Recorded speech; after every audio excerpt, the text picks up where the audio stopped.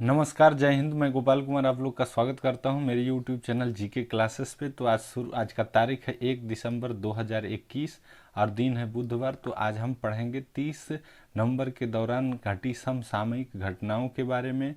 तो वीडियो को पूरा देखिए, चैनल को ज़रूर से ज़रूर सब्सक्राइब कर लीजिए, लाइक कीजिए वीडियो को और अपने दोस्तों को बीच शेयर कीजिए। तो शुरू करते हैं कि आज ये जो 1 दिसंबर है, इसको जो है एड्स डे के रूप में मनाया जाता है। एड्स डे के रूप में ऑल ओवर द वर्ल्ड मनाया जाता है। ये कब से मनाया जा रहा है? तो 1988 से मनाया जा रहा है। 1987 में पहला मरीज मिला था एड्स का। एड्स एक तरह का जो वायरस से होता है। इसका फुल फॉर्म होता है एक्वायर्ड इम्यूनो डिफिशियंसी सिंड्रोम। इसमें क्या होता है, बॉडी का इम्यूनिटी पावर जो है बहुत कमज़ोर हो जाती है, जिसके कारण से आदमी वल्नरेबल हो जाता है किसी भी डिजीज से। क्योंकि जब वो आपका इम्यूनिटी पावर मजबूत नहीं होता है तो क्या होता है, कोई भी बीमारी हो वो आपका ठीक ही नहीं होगा। ये तो इसमें से एड्स का जो वायरस होता है इसके कारण से यही होता है। इसके जो फैलने का साधन है वो ये ब्लड के माध्यम से। अगर जो व्यक्ति एड्स से पीड़ित है और उसके ब्लड को किसी दूसरे व्यक्ति में ट्रांसफ्यूज कर देते हैं तो उससे ये फैलता है। सीमेन के माध्यम से फैलता है और दूसरा जो ब्रेस्ट फीडिंग है उसके द्वारा फैलता है। इसके अलावे अगर माता को है तो उनसे होने वाले संतानों में भी ये हो जाता है। तो ये मनाने के पीछे मकसद यही है WHO का कि लोगों में इसके प्रति जागरूकता फैलाई जाए। उसके अलावा क्या होता है कि इसको एज ए स्टिग्मा लोग मानते हैं और जिसको अगर है तो उसको उसके पास नहीं बैठेंगे, उससे घृणा करना शुरू कर देते हैं, जो कि गलत है। तो इसके प्रति लोगों में इसके प्रति जागरूक किया जाए, प्रचार ज़्यादा से ज़्यादा किया जाए, इन पीड़ित लोगों को समाज से बहिष्कृत नहीं किया जाए। इसी ये एड्स डे मनाने के पीछे यही कारण है। तो बढ़ते हैं आज का पहला क्वेश्चन में। तो आज का पहला क्वेश्चन है कि who has assumed charge of 25th chief of naval staff. नौसेना स्टाफ के 25वें प्रमुख के रूप में किसने कमान सौंपी? बिपिन रावत, आर हरि कुमार, करमबीर सिंह या फिर विवेक राम चौधरी। तो इसका जो सही आंसर है वो आर हरि कुमार। ये अभी भारत के 25वें नौसेना प्रमुख नियुक्त किए गए हैं। इन्होंने 30 नवंबर को पदभार ग्रहण कर लिया। पदभार किससे ग्रहण किया? तो ये हैं करमबीर सिंह। ये outgoing chief of the navy staff हैं। बिपिन रावत जो कि इंडियन आर्मी के प्रमुख थे, अभी ये वर्तमान में जो है CDS हैं, चीफ ऑफ डिफेंस स्टाफ हैं। और ये पहले CDS हैं, प्रथम चीफ ऑफ डिफेंस स्टाफ, क्योंकि हाल ही में चीफ ऑफ डिफेंस स्टाफ की स्थापना की गई और पहले CDS के रूप में जनरल बिपिन रावत को नियुक्त किया गया। CDS का काम क्या है कि ये जो तीनों सेनाएं हैं, थल सेना, जल सेना और वायु सेना, इन तीनों में किस तरह से साइनर्जी स्थापित किया जाए। विवेक राम चौधरी अभी वर्तमान में जो इंडियन एयर फोर्स है IAF, उसके मुखिया हैं। इंडियन नेवी के बारे में पढ़ रहे हैं तो इंडियन नेवी के बारे में जान लेते हैं। नेवी डे जो है 4 दिसंबर को हर साल मनाया जाता है। और 4 दिसंबर को मनाने के पीछे कारण क्या है? क्योंकि 4 दिसंबर 1971 को जो है एक ऑपरेशन इंडियन नेवी लॉन्च की थी जिसका नाम था ऑपरेशन ट्राइडेंट। इस ऑपरेशन के तहत इंडियन नेवी ने जो पाकिस्तान का जो कराची बेस था उस पे हमला किया था और उसको काफ़ी नुकसान उस समय हुआ था। ऐसा बताया जाता है कि 7 दिन तक वो बेस जलते रहा था। तो इस क्वेश्चन से इतनी जानकारी मिली। बढ़ते हैं अगले क्वेश्चन में। तो अगला क्वेश्चन है who has been elected as president of Interpol at the ongoing general assembly meeting in Istanbul. Istanbul में चल रही आम सभा की बैठक में इंटरपोल के अध्यक्ष के रूप में किसे चुना गया? किम जोंग एन, अहमद नसर अल रईसी, प्रवीण सिन्हा या जुर्गेन स्टॉक। तो इसका जो सही आंसर है अहमद नसर अल रईसी। ये जो हैं यूएई के रहने वाले हैं। यूएई यानी यूनाइटेड अरब अमीरात। यहाँ की राजधानी जो है अबू धाबी है। यहाँ के राष्ट्रपति अभी जो हैं खलीफा बिन जायद अल नहयान है। प्रधानमंत्री मोहम्मद बिन राशिद अल मखतूम है। और यहाँ की मुद्रा जो है वो दिरहम है। तो ये यहाँ के आईजी रैंक के अभी अधिकारी है, इंस्पेक्टर जनरल रैंक के अधिकारी है। इन्हें ही इस जो मीटिंग चल रही है अभी इंटरपोल की, उस मीटिंग में इनको इलेक्ट किया गया है। किम जोंग उन यान जो हैं ये साउथ कोरिया के रहने वाले हैं और ये आउटगोइंग प्रेसिडेंट हैं किसके, इंटरपोल के। प्रवीण सिन्हा अभी हाल ही में इंटरपोल से संबंधित ही जो है न्यूज में थे, क्योंकि ये भारत के हैं और ये अभी वर्तमान में स्पेशल डायरेक्टर हैं किसके, सीबीआई के, सेंट्रल ब्यूरो ऑफ इन्वेस्टिगेशन के ये स्पेशल डायरेक्टर हैं। इनकी नियुक्ति इंटरपोल की एग्जीक्यूटिव कमेटी में एशिया के तरफ से हुआ है, यानी एशिया को ये रिप्रेजेंट करेंगे। कौन, प्रवीण सिन्हा। इंटरपोल की जो एग्जीक्यूटिव कमेटी है उसमें इनका भी नियुक्ति इसी ongoing general assembly meeting Istanbul में किया गया। जुर्गेन स्टॉक जो हैं वो इंटरपोल के अभी सेक्रेटरी जनरल हैं। अब ये इंटरपोल है तो इंटरपोल के बारे में हम लोग जान लेते हैं। इंटरपोल की स्थापना जो है 1923 में हुई थी। इंटरपोल का हेडक्वार्टर फ्रांस के लियोन्स में है। इंटरपोल का जो काम है इंटरनेशनल जो क्रिमिनल्स हैं उनको पकड़ने में संबंधित देश को सहायता पहुंचाना है। बढ़ते हैं अगले क्वेश्चन में। तो अगला क्वेश्चन है, which country is planning to build world's first floating city by 2025, यानी कि कौन सा देश 2025 तक दुनिया का पहला तैरता हुआ शहर बनाने की योजना कर रहा है। जापान, इजराइल, साउथ कोरिया या यूके। तो इसका सही आंसर है साउथ कोरिया। देखिए आदमी जो है अपने बचाव के लिए, ताकि फ्यूचर में हम कैसे सुरक्षित रहें, ये सोचते रहता है आदमी। और जानवर में यही अंतर है कि जानवर जो है एक बार अगर उनको खाना मिल जाए तो वो फिर कुछ नहीं सोचते हैं, बस आराम करते हैं। लेकिन आदमी को अगर खाना नहीं दिया जाए तो सिर्फ खाना के बारे में सोचते हैं। अगर एक बार पेट में खाना आ गया तो ये बहुत सारा चीज़ सोचते हैं। तो उसी तरह से अभी जो साउथ कोरिया है एक फ्लोटिंग सिटी जो है बनाने की प्लान बनाई है। ये ऐसा इसलिए कि अगर सुनामी आए, बाढ़ आए, उसमें शहर को नुकसान कम से कम हो। ये कब तक बनेगा, 2025 तक बनेगा। इस तरह का प्लान है। देख सकते हैं इस स्लैब में कि इस तरह अगर ये शहर बन के तैयार होगा, ये इस तरह दिखेगा कि जो है ये फ्लोएट करेगा और आपस में किसी न किसी तरीके से ये जुड़ा हुआ रहेगा। तो जापान है, तो जापान के बारे में जान लेते हैं। जापान के अभी जो प्रधानमंत्री हैं वो फूमियो किशिदा हैं। यहाँ की जो राजधानी है टोक्यो है और यहाँ की करेंसी येन है। यहाँ के लोग अपनी मेहनत कश ज़िंदगी के लिए जाने जाते हैं। यहाँ के लोग काफ़ी मेहनती हैं। ये लोग आराम करना पसंद नहीं करते हैं। यही कारण है कि 1945 में जब हिरोशिमा और नागासाकी, जो कि तत्कालीन जापान और अभी का भी जो सबसे बड़ा शहर था, उस पे लिटिल बॉय और फैट मैन नामक एटॉमिक बम जब गिराया गया और शहर पूरा बर्बाद हो गया, उसके बाद से यहाँ के लोगों ने फिर से जापान को खड़ा कर दिया और जापान अभी एक सुपर पावर के रूप में अवस्थित है। इजराइल के बारे में जाने तो इजराइल की राजधानी है जेरूसलम। इजराइल की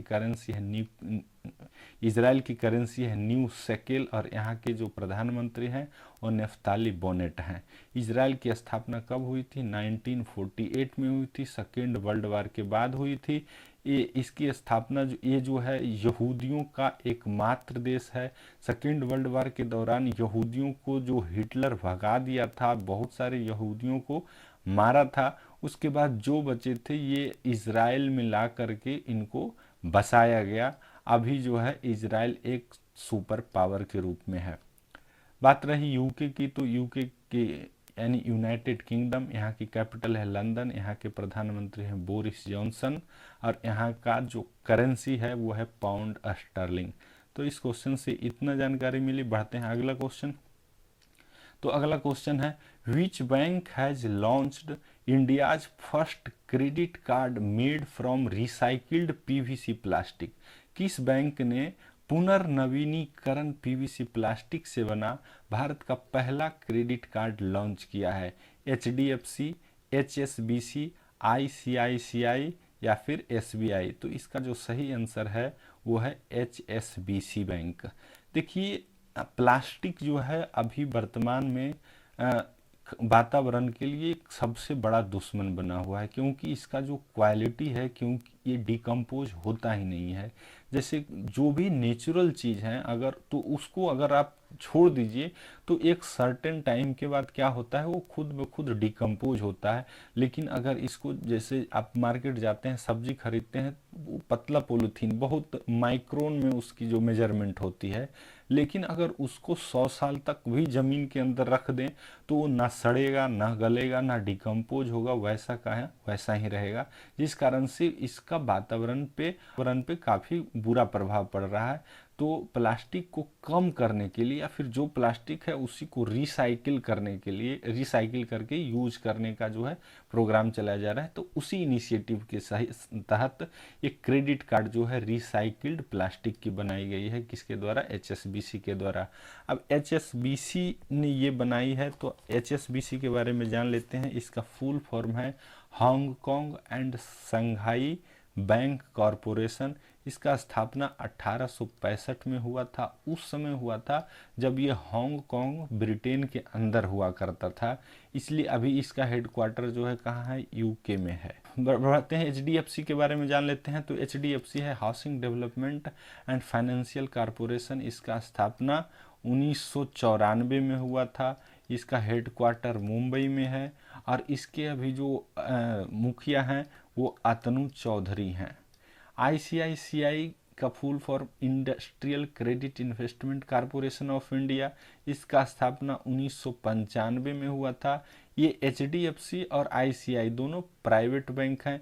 देखिए 1994 और 1995 इस दोनों का स्थापना, जो भारत में जो एलपीजी पॉलिसी आई थी, लिबरलाइजेशन, प्राइवेटाइजेशन और ग्लोबलाइजेशन, जिस समय भारत का इकोनॉमी ओपन हो रहा था, उस समय ये सब बैंक एग्जिस्टेंस में आई, और अभी इसमें कॉरपोरेट सेक्टर में इन सभी बैंकों का अच्छा खासा जो है प्रभाव है देखने को मिलता है। तो आईसीआई बैंक का स्थापना 1995 में हुआ था। इसका हेडक्वार्टर जो है वो मुंबई में है। अभी वर्तमान में इसके जो मुखिया हैं वो गिरीश चंद्र चतुर्वेदी हैं।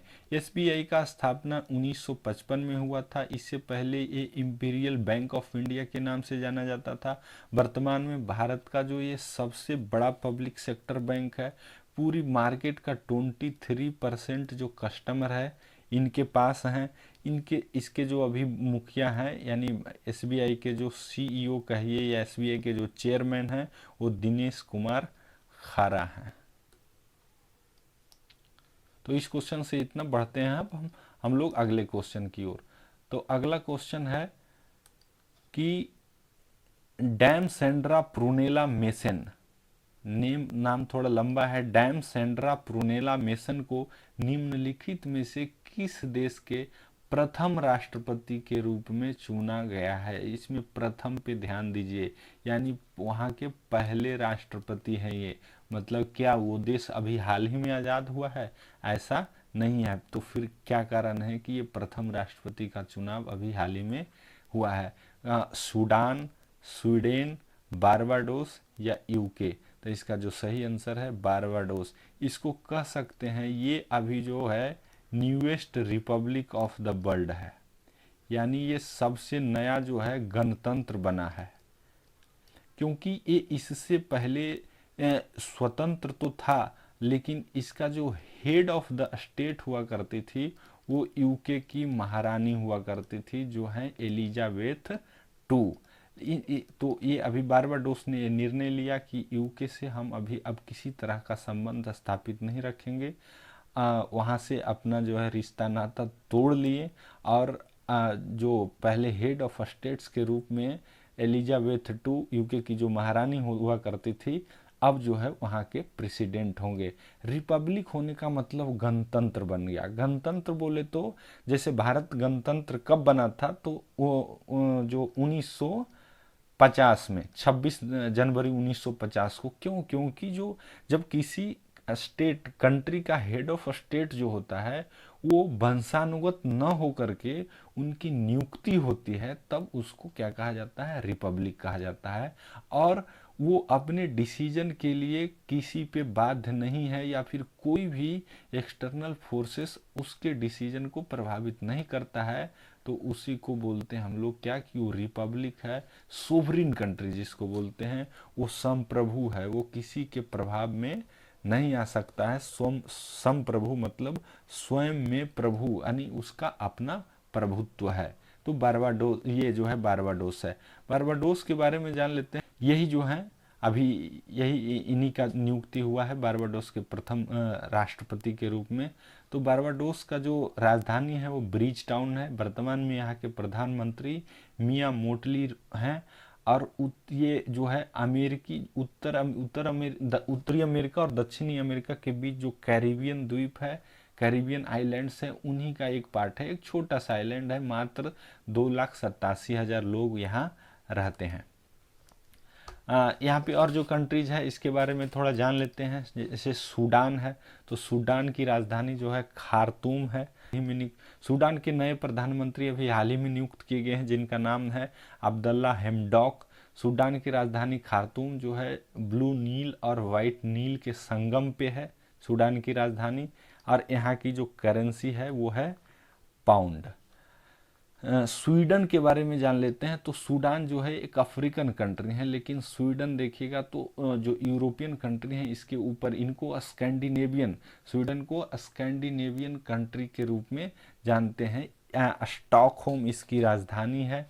क्रोना यहाँ की करेंसी है। और यहाँ के जो प्रधानमंत्री हैं वो अभी काफ़ी चर्चा में है, मैग्डालेना एंडरसन। क्योंकि 2 दिन पहले क्या वो प्रधानमंत्री के रूप में इलेक्ट हुए थे, लेकिन कुछ घंटे के बाद ही उनको रिजाइनेशन देना पड़ा, क्योंकि वो बजट सेशन में बजट पास कराने में असफल रही। हालांकि आज फिर सूचना आया है कि इनको जो है फिर से दोबारा प्रधानमंत्री के रूप में नियुक्त कर लिया गया है। तो ये सब नौटंकी जो सिर्फ इंडिया में ही नहीं होता है और सभी देश में भी होते हैं। यूके के बारे में हम लोग पढ़ चुके हैं। तो बढ़ते हैं हम लोग अगले क्वेश्चन की ओर। तो अगला क्वेश्चन है कि which state has launched call your cop mobile app. किस राज्य ने call your cop mobile app launch किया है? कॉप का मतलब होता है, कॉप एक अंग्रेजी वर्ड है, इसका मतलब होता है पुलिस। तो ये कौन किया है? नागालैंड या उड़ीसा या असम या फिर मणिपुर? तो ये जो है नागालैंड किया है। Call your cop mobile app एक लॉन्च किया है। देखिए पुलिसिंग में जो है ना टेक्नोलॉजी का इस्तेमाल आजकल बहुत ज़्यादा हो रहा है। एक अभी रिपोर्ट भी आई थी कि कौन सा जो स्टेट है पुलिसिंग में सबसे ज़्यादा टेक्नोलॉजी का इस्तेमाल किया है, तो उसमें टॉप किया था आंध्र प्रदेश। इस क्वेश्चन को भी याद रखिएगा। अभी कॉल योर कॉप मोबाइल ये ऐप कौन लॉन्च किया है? तो नागालैंड। नागालैंड इंडिया के एक वाहिद कंट्री है जहाँ की राजकीय भाषा जो है इंग्लिश है। नागालैंड के जो वर्तमान में मुख्यमंत्री हैं वो नेफ्यू रियो हैं, और यहाँ के गवर्नर हैं RN रवि। नागालैंड के गवर्नर हैं RN रवि। उड़ीसा के बारे में जान लेते हैं। उड़ीसा है, उड़ीसा का जो राजधानी है वो भुवनेश्वर है। उड़ीसा के मुख्यमंत्री नवीन पटनायक। उड़ीसा के गवर्नर हैं प्रोफेसर गणेशी लाल। असम के बारे में जान लेते हैं। असम का जो कैपिटल है वो दिसपुर है। असम के मुख्यमंत्री हेमंत बिश्व शर्मा हैं, और असम के गवर्नर जगदीश मुखी हैं। मणिपुर जो है 7 सिस्टर्स का ये भी एक पार्ट है। मणिपुर, त्रिपुरा और मेघालय, इन तीनों की स्थापना 1972 में हुई थी। इससे पहले ये सेंट्रल गवर्नमेंट के द्वारा डायरेक्ट रूल किए जाते थे। वर्तमान में मणिपुर के मुख्यमंत्री हैं श्री एन बीरेन सिंह और यहाँ के जो गवर्नर हैं वो एल गणेशन हैं। तो इस क्वेश्चन से इतनी जानकारी बढ़ते हैं अगले क्वेश्चन में। तो अगला क्वेश्चन है कि who has been appointed as CEO of Twitter. Twitter के नए सीईओ के रूप में किनकी नियुक्ति की गई है? जैक डोरसे, पराग अग्रवाल, रितेश अग्रवाल या फिर विजय शेखर शर्मा। तो इसका जो सही आंसर है वो है पराग अग्रवाल। ये पराग अग्रवाल जो है भारत के रहने वाले हैं। ये आईआईटी मुंबई के पढ़े हुए हैं। ये वर्तमान में ट्विटर के ही सीटीओ हैं। सीटीओ बोले तो चीफ टेक्नोलॉजी ऑफिसर हैं और इन्हें ही अभी सीईओ के रूप में नियुक्त किया गया है, यानी चीफ एग्जीक्यूटिव ऑफिसर, मुख्य कार्यकारी अधिकारी के रूप में नियुक्त किया गया है। किसका? ट्विटर। अब ट्विटर का किया गया है तो ट्विटर के बारे में जान लेते हैं। ट्विटर का जो स्थापना हुआ था वो 2006 में हुआ था। इसका जो हेडक्वार्टर है वो सैन फ्रांसिस्को में है। सैन फ्रांसिस्को कैलिफोर्निया यूएसए में है। इसके संस्थापक यही थे। कौन? जैक डोरसे ही इसके संस्थापक थे। रितेश अग्रवाल कौन है? तो जो ओ ये है इसके सीईओ या फिर इसके जो संस्थापक हैं ये रितेश अग्रवाल हैं। विजय शेखर शर्मा जो हैं पेटीएम के हैं।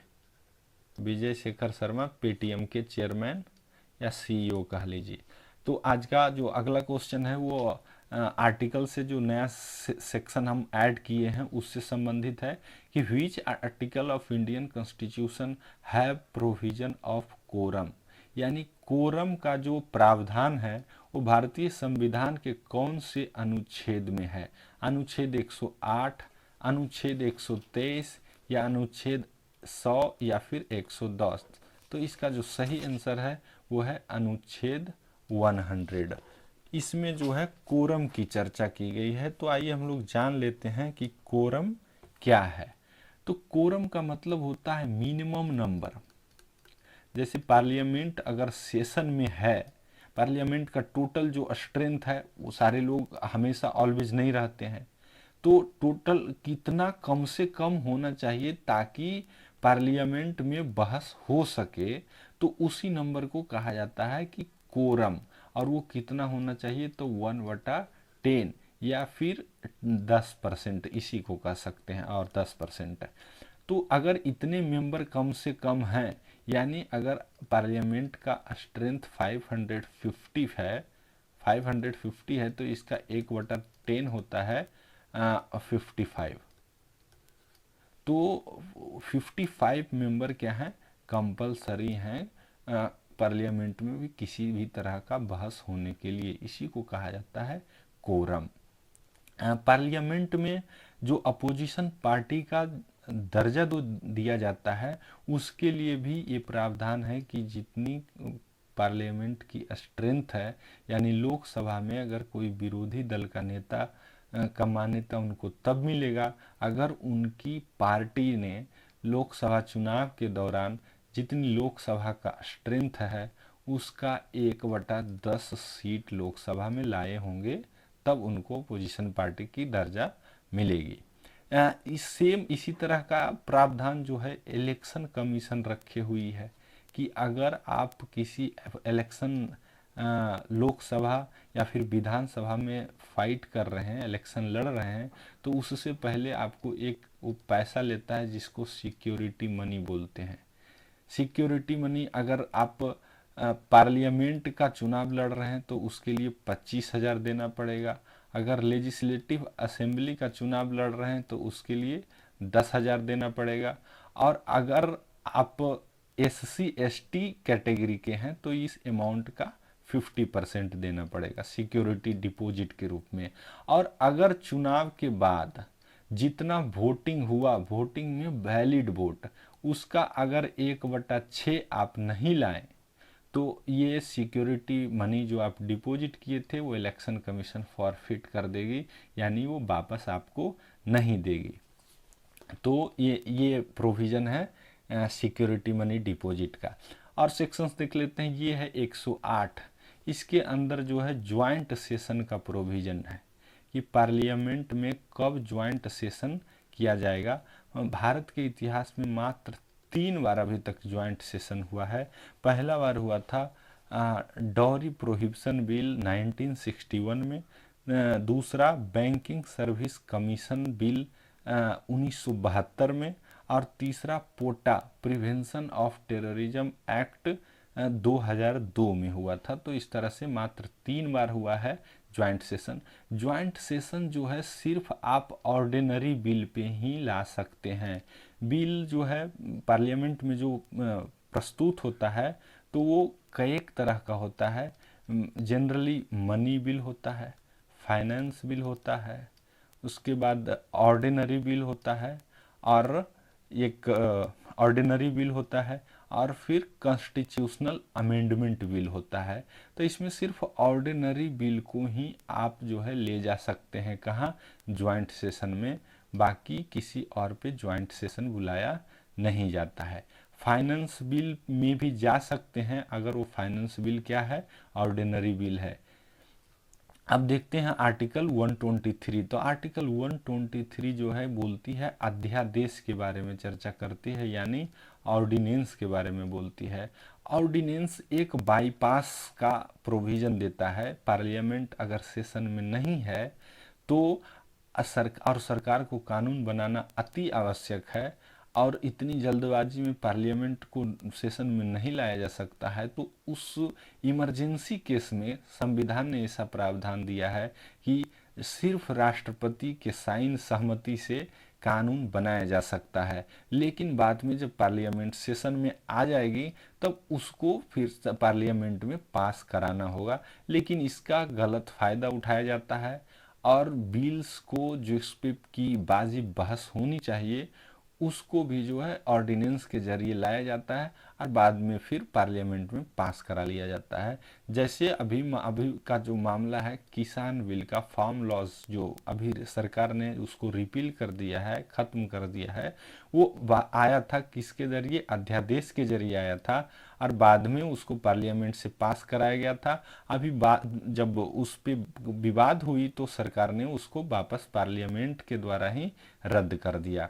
आर्टिकल 110 जो है वो मनी बिल से रिलेटेड है।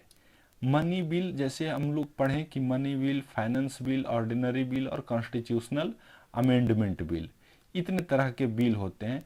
तो मनी बिल का ये जो डिवीजन इसलिए किया गया है क्योंकि मनी बिल में जो है लोकसभा को कुछ स्पेशल पावर है। लोकसभा को अब इसमें पावर क्या है, तो लोकसभा अगर मनी बिल को पास कर देती है तो राज्यसभा में उसको मैक्सिमम जो है 14 डेज का डिले कर सकती है राज्यसभा। जबकि ऑर्डिनरी जो बिल है उसमें उसके राज्यसभा के पास 6 महीने का टाइम मिल जाता है। अगर राज्यसभा को किसी तरह का ऑब्जेक्शन है तो ये 14 दिन के अंदर ही ऑब्जेक्शन लोकसभा को भेज देगी। लेकिन लोकसभा मानना या ना मानना लोकसभा के मन में है। अगर लोकसभा फिर से इसी बिल को वापस पास करके भेजती है तो राज्यसभा को दोबारा इसको पास करना ही होगा। इसीलिए जो है मनी बिल काफ़ी इम्पोर्टेंट हो जाता है जब सरकार को किसी तरह का बिल कंपल्सरली पास कराना ही होता है। देखिए मनी बिल और फाइनेंस बिल में क्वेश्चन पूछा जाता है कि जितने भी मनी बिल होते हैं वो सारे फाइनेंस बिल होते हैं, लेकिन सारे फाइनेंस बिल मनी बिल्स नहीं होते हैं। मनी बिल्स उसको बोलते हैं जिसमें टैक्सेशन से रिलेटेड हो, जिसमें एक्सपेंडिचर से रिलेटेड हो, यानी जहाँ पैसा इन्वॉल्व हो वो सारे क्या हैं, मनी बिल है। लेकिन जिसमें सिर्फ एक्सपेंडिचर से जो संबंधित बिल हो उसको फाइनेंस बिल कहते हैं। कि कार्मिक राज्य मंत्री जितेंद्र सिंह ने 29 नवंबर 2011 को पेंशन भोगियों के लिए चेहरा पहचान तकनीकी शुरू की है। देखिए क्या होता था गांव में, अगर देखते होंगे आप, जो बुजुर्ग हो गए हैं और वो पेंशन उठा रहे हैं तो हर महीने उनको जो है उठा करके ले जाया जाता है और वो प्रूफ देना पड़ता है कि हाँ ये जिंदा है, तब आपको जो है पेंशन मिलेगा। अब जो इसके बाद क्या होगा कि आप घर से ही जो है साल में एक बार वेरिफिकेशन होगा, आप वो भी घर से ही वीडियो बना करके आप अपलोड कर दीजिएगा, और या फिर वीडियो कॉल के जरिए वो वेरिफिकेशन हो जाएगा। तो ये एक अच्छा है, सीनियर सिटीजन को इससे जो है सुविधा मिलेगी। दूसरा है मेरियम वेबस्टर जो डिक्शनरी है वो वैक्सीन वर्ड को वर्ड ऑफ द ईयर 2021 घोषित किया है। वैक्सीन इसलिए क्योंकि सबको इसी की ज़रूरत थी कोरोना के कारण। ऑक्सफोर्ड इंग्लिश डिक्शनरी ने जो है word of the year declare किया है कि इसको कौन से वर्ड को, वैक्स को। तो आज के लिए इतना ही। पूरा वीडियो देखने के लिए धन्यवाद। आशा है वीडियो आपको अच्छा लगा होगा। अगर अच्छा लगा है तो वीडियो को लाइक कर दीजिए, चैनल को सब्सक्राइब कर लीजिए और अपने दोस्तों के बीच शेयर कीजिए। Thank you very much. हाँ, और अगर किसी तरह का सजेशन हो तो कमेंट बॉक्स में ज़रूर से ज़रूर जाकर कमेंट कीजिए। Thank you very much.